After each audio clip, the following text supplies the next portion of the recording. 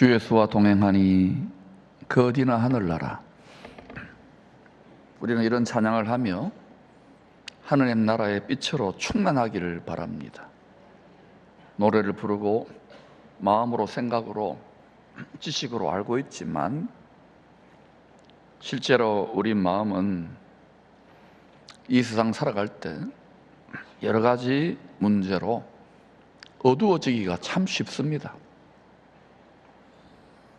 여러분 중에는 마음이 어둡고 답답해서 이 사람도 만나보고 저 사람도 만나보고 이 텔레비 방송도 보고 저 핸드폰에 유튜브도 켜보고 늘 핸드폰과 동행한다면 결국은 여러분 마음이 어떨 것 같아요?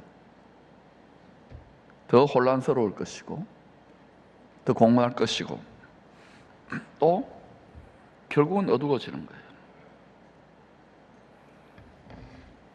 마음이 어둡고 답답해서 우리가 이런저런 하고 있는 많은 일들이 사실은 우리 마음의 어둠을 밝혀주는데 잠시는 도움이 될지 몰라도 큰 도움이 못 돼요. 그래서 우리는 이 마음의 어둠을 간직한 채로, 답답함을 간직한 채로 살아갈 때가 참 많습니다. 잠시라도 TV를 좀 줄이고 핸드폰을 좀 끄고 생각하는 시간을 좀 가지세요. 한 해가 저물고 있는데 아무런 생각 없이 아무런 반성이나 또 하나님 말씀에 대한 기도 없이 보내지 마시고 홀로됨의 시간을 좀 가지시기를 바랍니다. 세계적인 심리학자 칼 융, 이분이 영국 BBC와의 인터뷰에서 사람들 마음의 어둠은 하나님에게서 많이 멀어졌기 때문이라고 했습니다. 우리는 빛의 자녀고 하나님의 자녀라 그러지 않아요.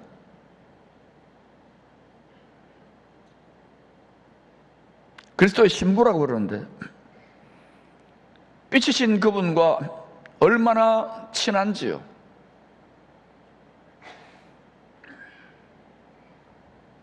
참된 빛이 아닌 곳에 우리 마음을 너무 뺏기지 않습니까? 이게 육체의 정욕, 안목의 정욕, 이성의 자랑이라는 겁니다. 왜 사도 요한이 이 세상이나 세상에 있는 것들을 사랑하지 말라고 했을까요? 우리는 사랑하고 싶은데 하나님이 세상을 이처럼 사랑하고 긍정하신 이유는 딱 한 가지예요. 멸망하지 않고 영생 주시려고. 우리는 그런 의미에서 세상을 끝까지 십자가의 사랑으로 긍정하고 사랑하고 복음의 빛을 전해야 되겠습니다. 여러분과 하나님과의 거리는 어떠합니까? 마음이 어둡고 혼란스럽고 답답하다면 핸드폰을 잠깐 끄세요. TV를 잠깐 줄이세요. 참 빛이신 주님께 더 가까이 나아가야 할 때입니다. 기도의 줄을 놓쳤다가 이것을 회복하는 것이 쉽지 않습니다, 여러분. 습관의 동물인데. 말씀을 떠나서 온갖 내 나름대로의 육신의 생각에 사로잡혀 있다가 하나님 말씀 앞에, 빛의 말씀 앞에 선다는 거 쉽지 않아요. 결단이 필요한 거예요. 세상 친구와의 만남 안 할 수 없지요. 송년회다, 또 뭐 앞으로 신년회다, 수많은 만남, 그 만남의 깊은 곳에는 외로움, 허전함, 어둠이 있는 거예요. 그러나 잠시 위로지요. 다시 돌아오면은 내 마음은 그대로잖아요. 세상 친구와의 만남을 좀 줄이고 말씀의 빛을 따라가는 성도들과 더 많이 교제해야 될 때입니다. 예수 안에서 수다를 좀 떠세요. 꼭 뭐 복음을 전한다 이거 아니라도 참된 소통, 여러분이 정말 신뢰하면서 내 마음의 아픔과 고통을 공감할 수 있는 그런 상대를 찾으세요.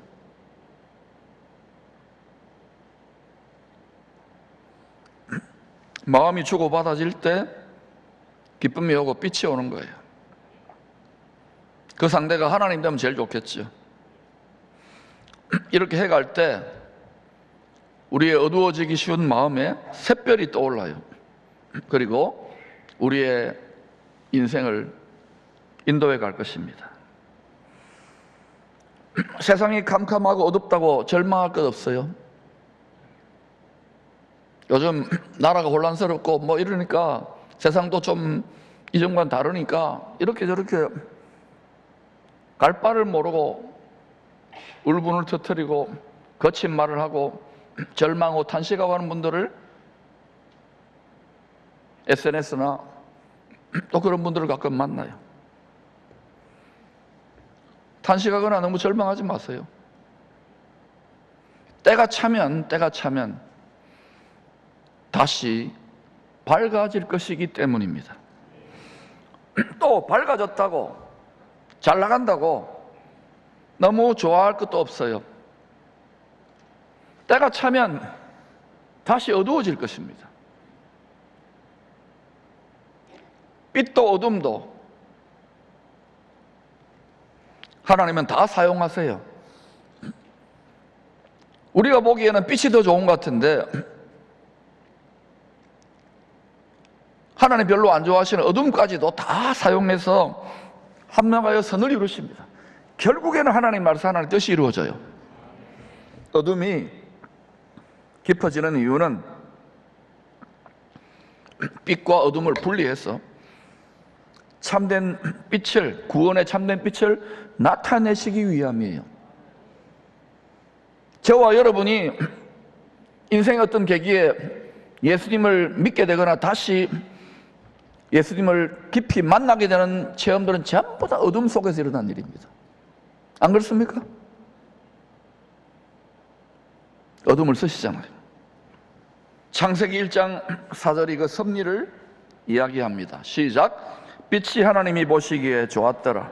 하나님이 빛과 어둠을 나누사 God divided the light from 어둠으로부터 the darkness, 어둠으로부터 빛을 구별해내시는 거예요. 어둠으로부터 빛으로 인도하는 것이 하나님의 구원입니다. 올 한 해 돌아보면서 힘들고 답답하고 어두웠던 기억이 있습니까? 하나님께 어둠을 드려보세요. 그럼 어둠을 발라내고 빛을 발라내가지고 여러분을 예수 안에는 빛으로 인도하실 것입니다.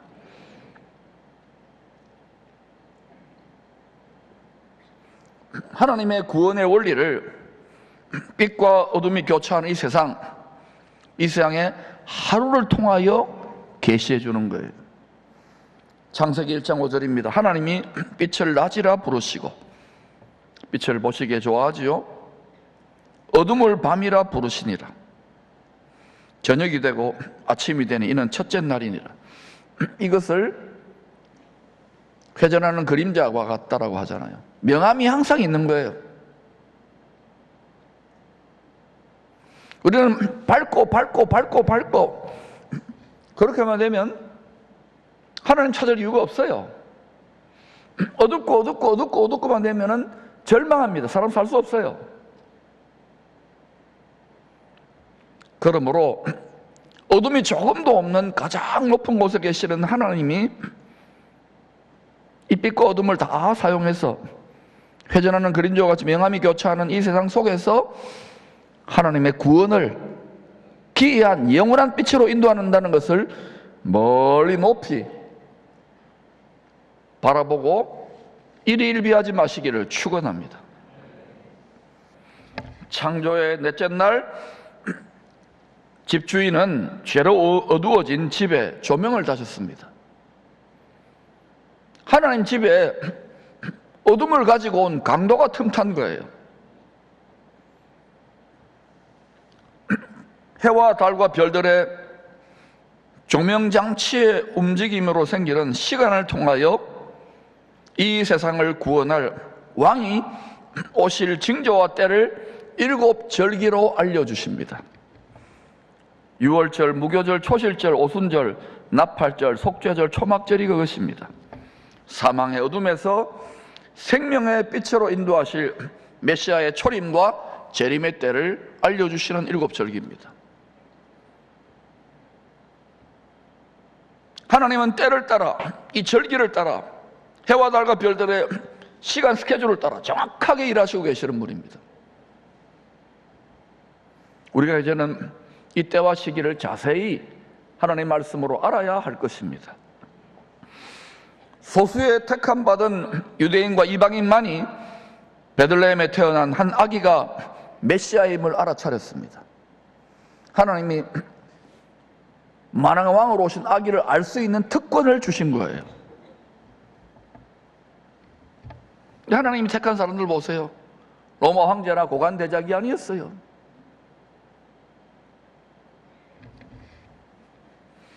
이사야는 성탄이 있기 약 700년 전에 처녀의 몸에서 세상을 구원할, 이 세상은요 분명히 하나님 말씀하신 죄로 인하여 심판합니다. 세상에 너무 소망을 두고 바라지 말라니까요.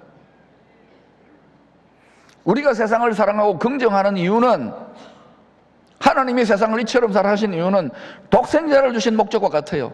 한 영혼이라도 더 건지기 위한 것입니다. 약 700년 전에, 성탄이 있기 700년 전에 이사야는 처녀의 몸에서 세상을 구원할 메시아가 한 아기로 탄생할 것을 예언했어요. 이사야 9장 6절 7절입니다. 이는 한 아기가 우리에게 낳고 한 아들을 우리에게 주신 바 되었는데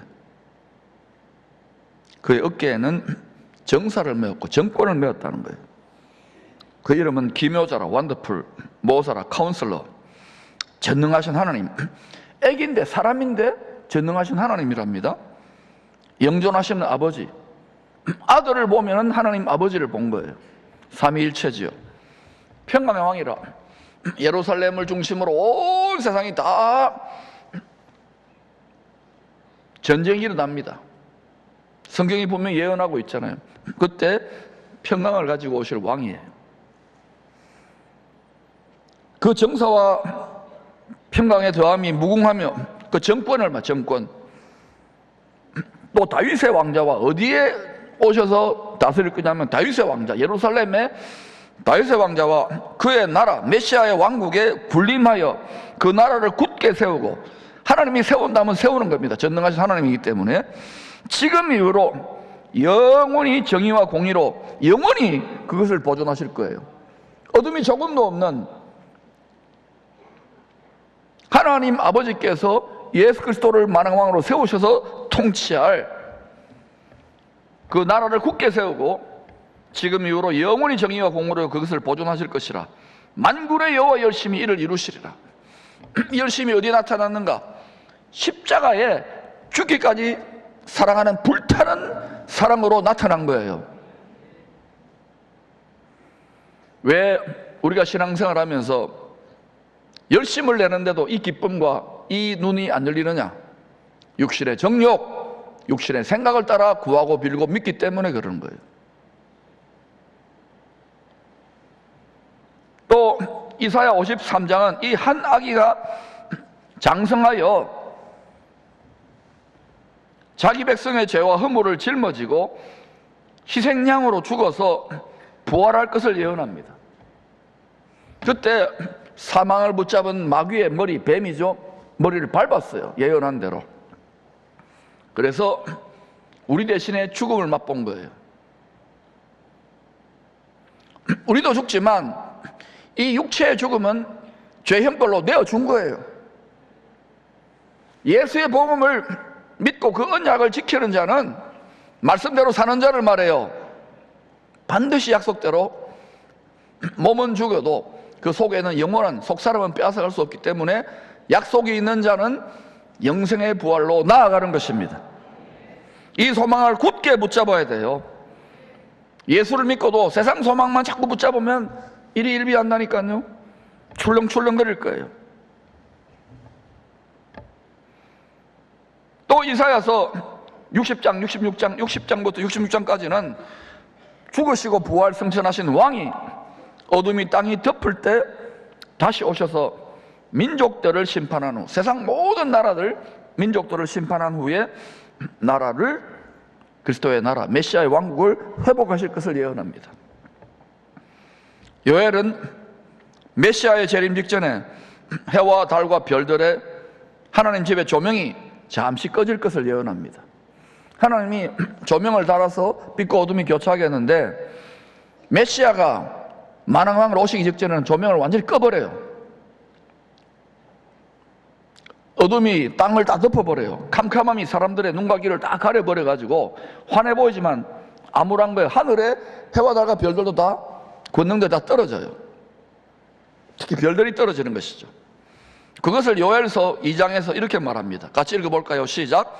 여호와의 크고 두려운 날이 심판의 날을 말합니다.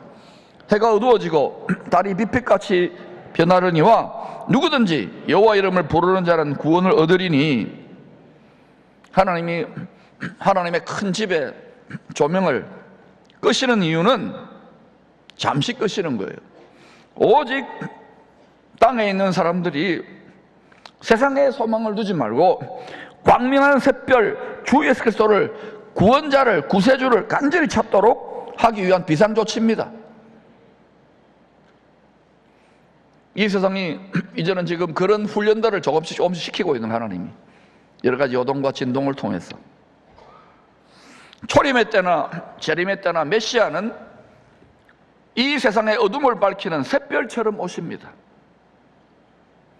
하만의 계략으로 하나님의 백성들이 진멸당할 깊은 어둠의 때, 다 절망이죠. 이제 큰일 난 거예요. 패닉 상태입니다.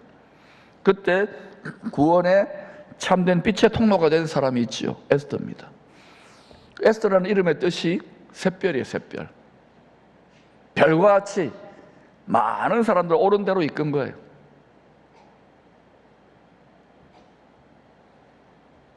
모두가 무별의 영광에 동참하는 게 아니랍니다. 동방 박사들은 온 세상을 죄와 사망에서 구원할 왕을 아련하기 위하여 어두운 밤중에 샛별의 안내로 예루살렘에 도착합니다.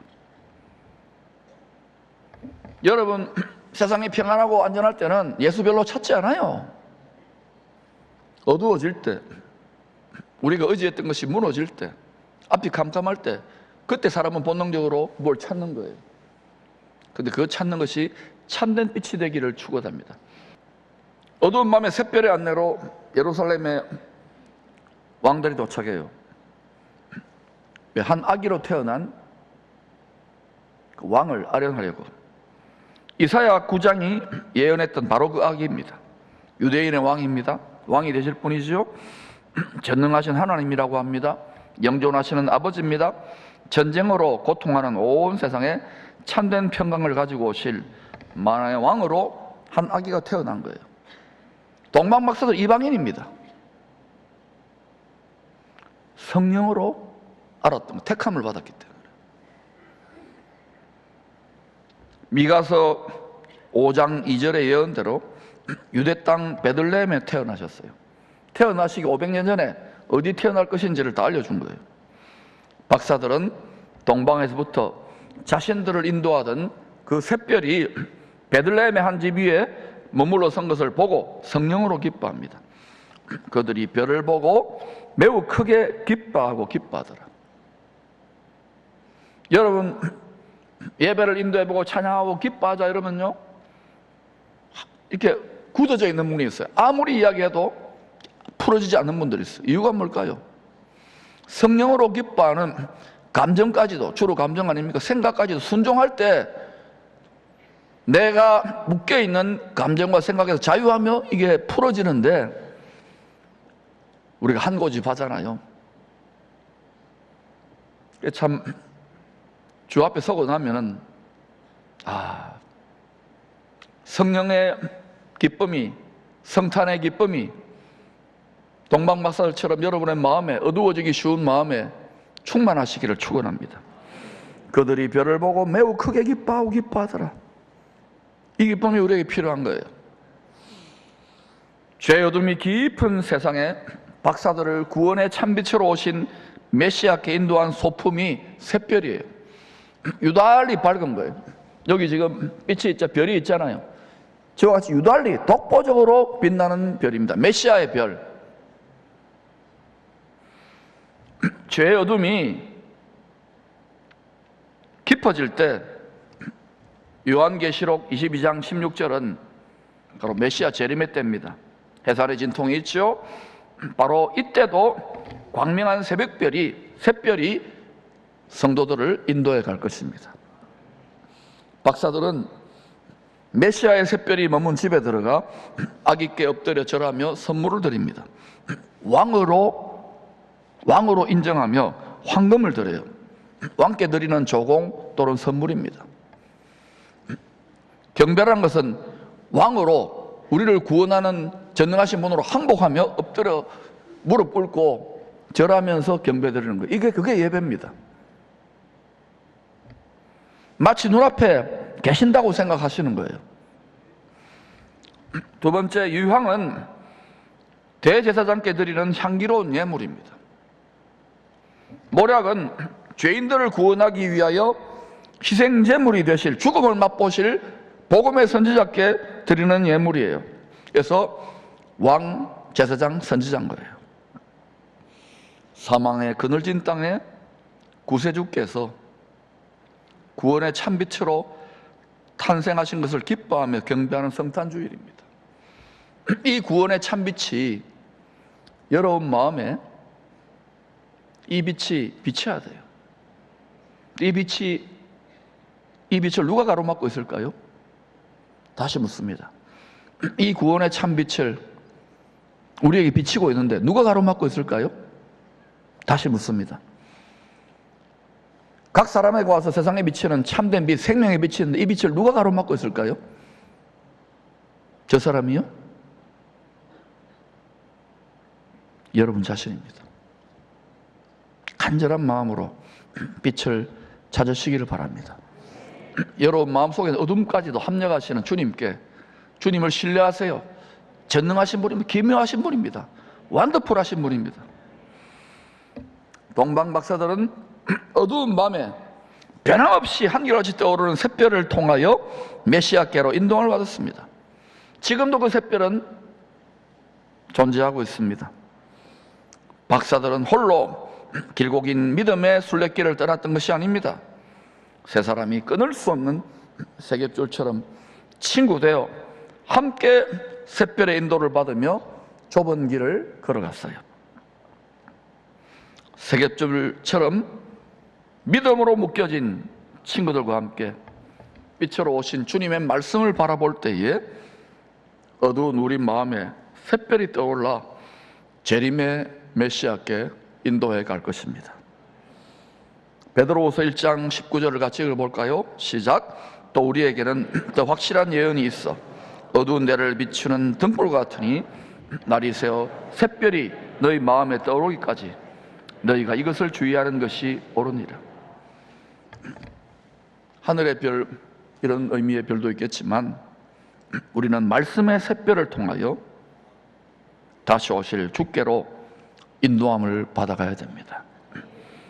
어두운 마음에 말씀의 샛별이 떠올라 말씀을 깨닫는 거예요.